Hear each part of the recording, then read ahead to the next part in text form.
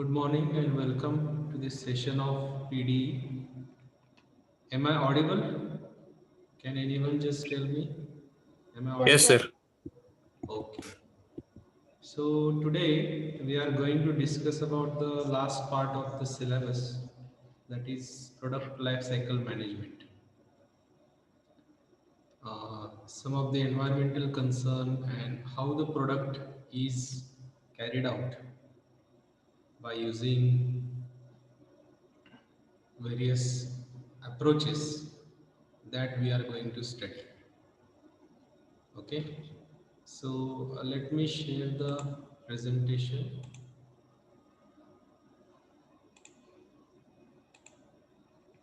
Okay, just a second.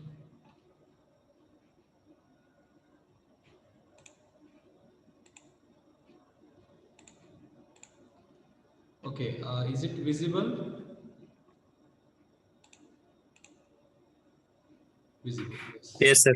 Okay, fine. So let us start with product life cycle management.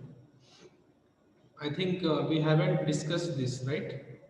Do you remember this? PLM, product life cycle management. Does anyone remember? No. Yes. So, so let us start with product life cycle management. So, when we see about any product, when we discuss about any product, since we are discussing about uh, physical products as well as some of the products which are not physical or tangible, they are called as intangible products, such as suppose you are providing any service, you are providing any consultancy to a customer, then the service of the consultancy is your product, but it is not a physical product, it is a virtual type of product, or we can call it as a intangible product.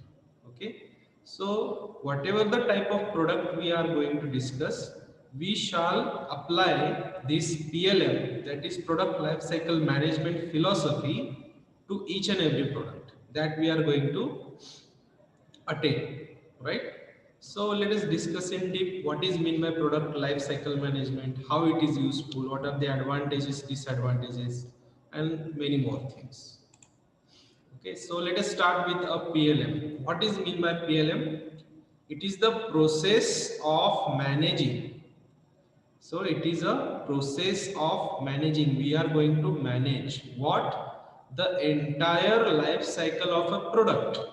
Life cycle means from its conception through design and manufacture to service and disposal. This is the basic definition for PLM. Now what happens whenever you are going to make a product, manufacture a product, obviously the first step will be idea generation. That is nothing but the conception. You are making the concept first, and then you are going to make the design part of it and manufacturing part of it. In some of the cases, you are required to provide the services also, and in some cases, you are required to provide disposal part of it also. Okay, so basically, the entire life cycle of a product from conception to consumption or disposal. Okay, conception to consumption, that could be the product life cycle, and managing that thing is called as PLM, product life cycle management. I hope you got the concept or the definition. Okay. Now, what does PLM actually does? PLM, that is product lifecycle management, integrates. Integrates means it combines. It uses different things. What are those things? People, that is human resource available with you, data, whatever the data you are going to have in your industry, processes, it could be manufacturing process, it could be a servicing process, any type of process that you are going to undergo in your industry. Okay, and business systems. Now what are the business systems? The business systems are different from the processes. Processes could involve machinery, but business systems are not involving any machinery. These are the overlapping systems that are very essential to carry out the processes. So what does this tells us? The business system is a like a software. That software is going to provide you different kinds of things that will be helpful to carry out your processes. Okay, so PLM integrates people, data, processes, and business systems. And after integration, it provides a product information backbone for companies and their extended enterprises. So basically PLM is going to provide us the information about your product, how that raw material is converted into final product. Okay, so that could be considered as a backbone for an industry or a company. It could be for a company or it could be for a third party, that is extended enterprise of the company. That could be a third party enterprise. Okay, I hope you understood the concept of PLM. Now, PLM could be also called as PLCM. So don't get confused whenever you get the question about PLM. PLM is also called as PLCM. The thing is same, product life cycle management. Okay. Now PLM describes the engineering aspect of a product. Okay, it is very much related to the engineering aspect of a product, from managing description and properties of product through its development and useful life. So whenever you are going to develop a product, you are going to use PLM. And PLCM refers to the commercial management of a product in the business market with respect to cost and sales, and the measures that we are going to take about the cost and sales. So basically PLM and PLCM are interrelated. Okay, so PLM will be very much related to engineering point, and PLCM is very much related to commercial point. But in general, we take it as a equal. PLM is equal to PLCM. Okay, I hope you understood this. If you have any questions, please raise the questions in the chat box. Okay, no issue for that. We will clarify it. Now, what are the benefits of PLM? Okay, so what are the benefits? First benefit is the reduced time to market. So whenever you are going to manufacture or make a new product and you want to introduce that product to the market, so there will be a particular time required to develop that product. Okay, so what the definition told us, from conception to consumption. Okay, concept पासून consumption म्हणजे consumer किंवा कस्टमरला provide करेपर्यंतचा जो कालावधी आहे, okay, that time is going to be reduced when we are using PLM, that is product life cycle management. This is the first definition, first benefit. Second, improved product quality. Obviously the product quality is going to be improved. Why? Because the engineering part, the commercial part, and all the other aspects are integrated, and we are taking it as a data. As we have discussed in previous slide, we are taking it as a data, and by using that data we can analyze whether the product quality is matching with the standard measures or standard quality that we are expecting. Okay, so that is why product quality is going to be improved. Third advantage, reduced the prototyping cost.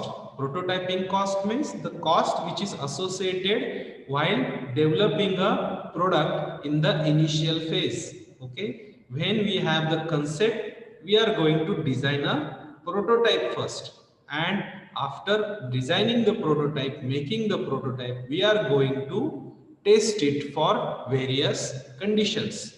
And if you are using a data as a source from that prototyping method or prototyping scenario, you are going to have the actual current live data, which will make the cost associated with the prototyping very low.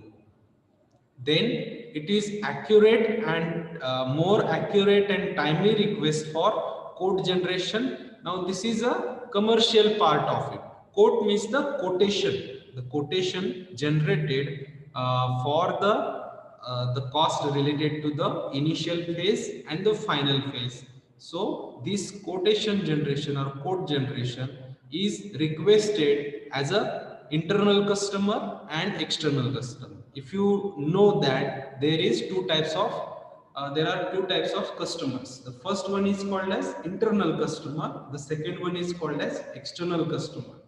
Who is internal customer? The customer who is going to take the raw material or the semi-finished product and convert it to the final product. So the customer is in the house or in the shop floor. Okay, suppose there are two machines. Okay, one product is there, there are two machining things are there or two workstation. After two processes, we are going to get the final product. So when the raw material is given to the first machine, that means the first machine operator will be the first internal customer. He is going to take the raw material and convert it to the semi-finished product, not final product. Okay. Now that semi-finished product is taken by the second worker or the second machine holder. Okay. Now that second machine holder or the worker is the second internal customer. He is going to take the semi-finished product and complete it to the final product. Now, after completion of this product manufacturing, the quality, testing, packing, whatever the things are there, and after that, that product is going to be delivered to the final product, that is the external product, external customer. Okay, so you should keep this in mind. Now, ability to quickly identify potential sales opportunities and revenue contribution. Obviously, whenever we are dealing with any type of industry or company, we should know that the most important objective of the company is to generate revenue, make more and more sales, and make more and more profit. So when the profit will increase, when there will be more sales, more revenue generation, and cost reduction in the manufacturing phase. Okay. Now all these three things will be addressed by this product life cycle management. So that is why product life cycle management has some advantage over the identifying the sales opportunities and revenue contributions or revenue generation. Savings through the reuse of original data. Since we are dealing with the data, that is called as backbone, okay, of the system. Data is very important in nowadays. If you are using a computerized system in your industry, the data is very much of importance. So we can save the original data or whatever the time is required to process that data, to collect that data, right? So that saving is a part of PLM, and it is providing a fair framework for product optimization. Now optimization means choosing the best possible option. Okay, so that is also very much of importance for cost cutting.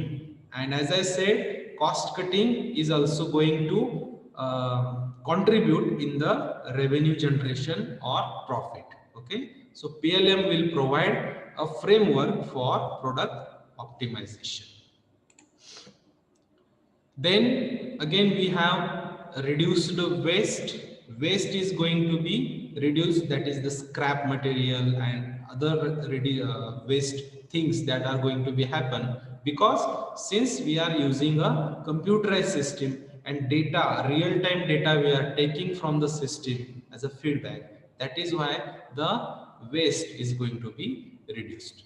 Savings through the complete integration of engineering workflow. We are integrating PLM or PLCM, okay, which is very much of same nature, the engineering part and the commercial part. So integration of these things will work as a savings in the form of cost of manufacturing. Documentation that can assist in providing compliance for restriction of hazardous substances. Now this is the environmental concern or environmental part, which is controlled by the government. So whenever you will go to an industry, that industry will have certain restrictions, certain rules, restriction provided by the government.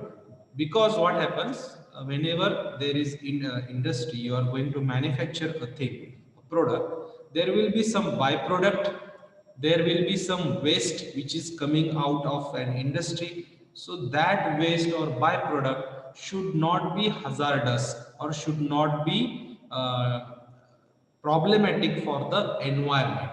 So in that case, the product lifecycle management will provide you with the real-time data with documentation that can be very useful or assistive for making the compliance.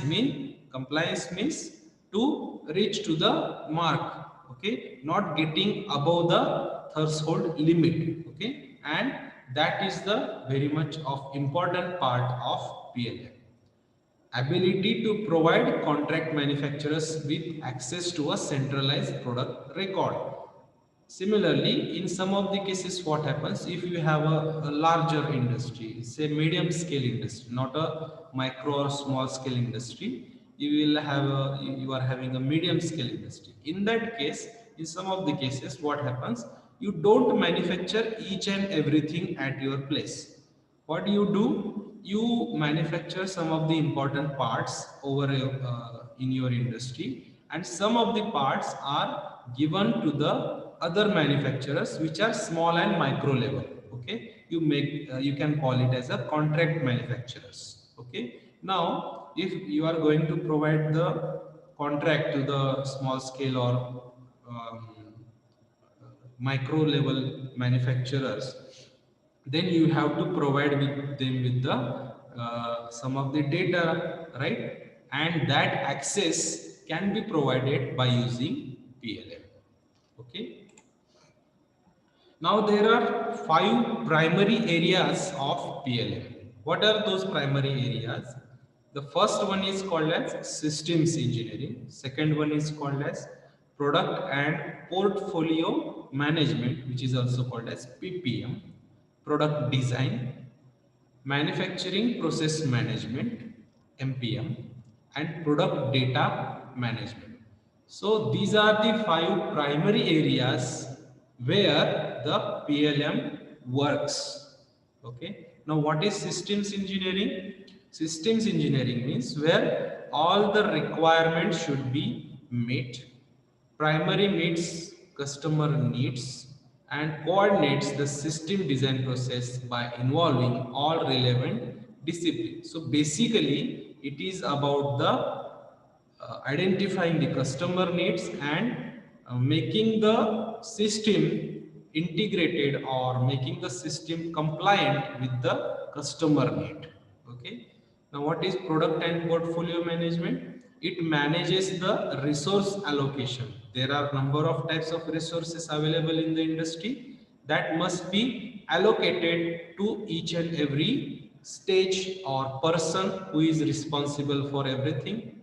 And it also tracks the progress of creating raw material to the semi-finished product and semi-finished product to the final product. Okay, plan for projects in the new product development projects that are in process. In some cases, you have to develop a new product. Okay, so you can take it as a project. Okay, and in that case the product and portfolio management works. Okay, product design, as we already have discussed about product design, how design is carried out, so that is also an area of PLM. Manufacturing process management is also discussed, means the processes of manufacturing are being managed by using the product lifecycle management. There are some softwares which are being used for manufacturing process management only. Okay, and last one is product data management. It captures and maintains information about products or services through their development and useful life. So product data management is the data management of data, the data which is associated with the products or services through their development and useful life. Whenever the customer is going to use, then he is going to give us the feedback. So that is nothing but the useful life we are going to get the feedback through. These are the 5 primary or preliminary areas of PLM. Now the software part of it. While application software is not required for PLM process, the business complexity and rate of change requires organization to execute as rapidly as possible. So whenever you are going to use a PLM, there will be some software integration which is of very much of importance. Okay, you should keep this in mind. You will get to know some of the softwares by the end of this lecture. So how does this work? These are some of the PLM softwares. So these are the company names. They are their offerings, PLM software, and for which product, for what product and services they are taking as in the part of that. Let us see Arena Solutions, PLM on demand. The product name is Arena. You can go for different types of PLM softwares, PLM system integration, PLM consulting. These are the software system. Yeah, some of these software companies you might have known of, like Dassault System, Oracle, PTC, SAP software. You might have heard this. Okay, SAP courses are there, and Siemens PLM. Siemens is a very large company. So these are the different types of vendors offering different types of product for PLM. Now, what is a typical life cycle of a product? Okay, the first thing is we are going to get the raw material extracted from the earth. Okay, the raw material is getting extracted. It is being provided to the manufacturing or production part. Okay, what happened? Am I audible to you? Yes, sir. Okay, so last 2 slides are there. We will take 2-3 minutes. So it is provided to the manufacturing and production area. Then it is being transported to the customers or utilization things, where utilization is done by the customer. In some cases, reuse of the same product can be done. So utilization and reuse is there. And in some cases, disposal is required. In some cases, recycling is done. So in case of plastics, the recycling is done. But in case of other things we have to dispose it of. So this is a basic product, typical life cycle of a product, which is a very generalized. Okay. Then there are four phases. As I said, conception, that is concept part of it. Second is the design part of it. Third one is the realization, that is making it manufacturing or building, and providing the service to maintenance, the sustenance, recycling, the disposal. Okay, these parts come under the service. So phases are conception, first ideation or idea generation, then design. We know that design, what happens in design. Realization is nothing but the manufacturing it, building it, making it, and service is the last part or last phase of the PLM. There are methodologies that PLM adopted, which are not a part of your syllabus, but you should know. You can go through these different types of methodologies that PLM get adopted.